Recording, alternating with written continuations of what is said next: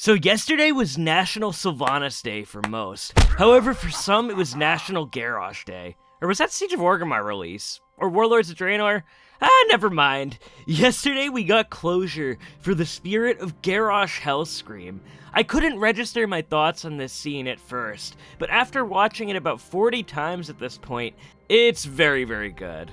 Garrosh is perfectly in character here, in his mob/warlords iteration. The score in the background is so epic as Garrosh goes out in one final blaze of glory, owning all of his sins and pride. Submit. I submit to no one! Not you! Not the jailer! And not that coward thrall! For the Horde!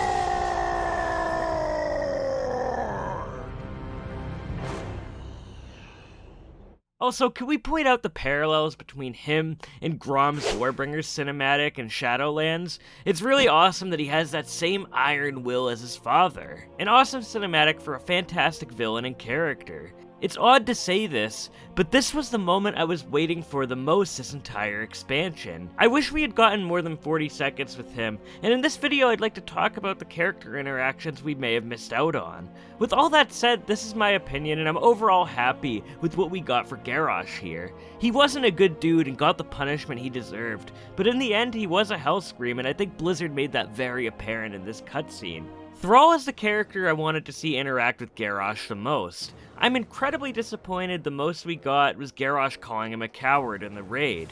Thrall really should have been present for this fight, even if we got his reaction afterwards or during. It's something that I think would have made the scene even more powerful.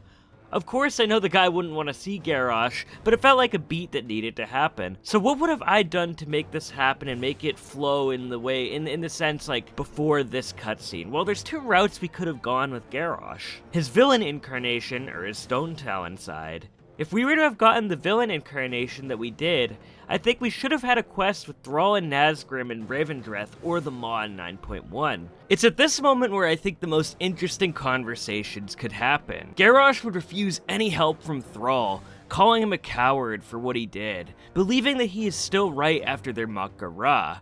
As for Nazgrim, Garrosh I feel like would still have a degree of respect for Nazgrim for remaining loyal, but he would also be angry in seeing him work with Thrall. At some point after a little bit of bickering, Soulrender Dormazane would show up, and I think this would be a good moment to build up his character as well. It goes a really long way for me when I see bosses show up in the overworld before the raid in terms of developing their character, even if it's just for one patch. Now, if we had gotten a redeemed Garrosh, a simple reconciliation between him and Thrall before this encounter, with them burying the hatchet would have been fine, and him returning to Revendreth after the raid to repent for his sins. Personally, of these two and the direction Blizzard went with him, I think the first theory with Garrosh telling Thrall off would have made sense. I would have loved this plotline. Can we pay respect to how cool, by the way, a Thrall and Nazgrim rescue mission could have been? The last thing I'd like to talk about is the cinematic references. Okay, so I'm gonna go a bit off topic here, but I love how the new cinematic references the ending of Mop and Wad in a clever way with dialogue. It's very interesting, right? Like, Garrosh is so prideful and so stuck on his ideals. He's still like that in the afterlife. A lot of the stuff he says, like during the Siege of Orgrimmar cutscene and his Mak'gara cutscene with Thrall, carries over here very strongly. An example of that was the line where he's like, "All I did for the Horde." He ends on that in Warlords of Draenor, and he also ends on that here with the mighty for the Horde at the end of the cutscene. All I did for the Horde! For the Horde!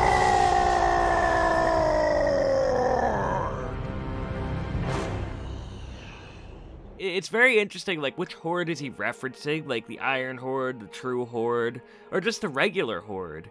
And the fact that he still has the tusks of Manaroth on means he probably chose that appearance in the afterlife because he always saw himself as War Chief Garrosh.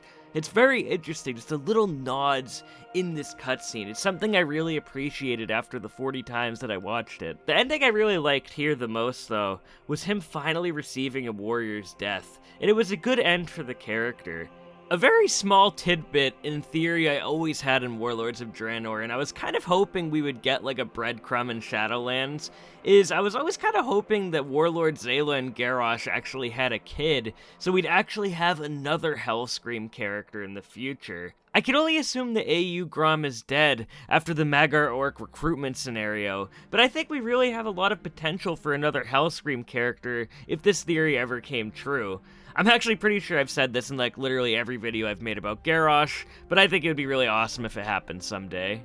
Overall, what we got for Garrosh was pretty cool, and as a fan of the character, I'm biased at saying, yeah, I would have liked to see more of him, especially after the tease we got in the Afterlives Revendreth cinematic.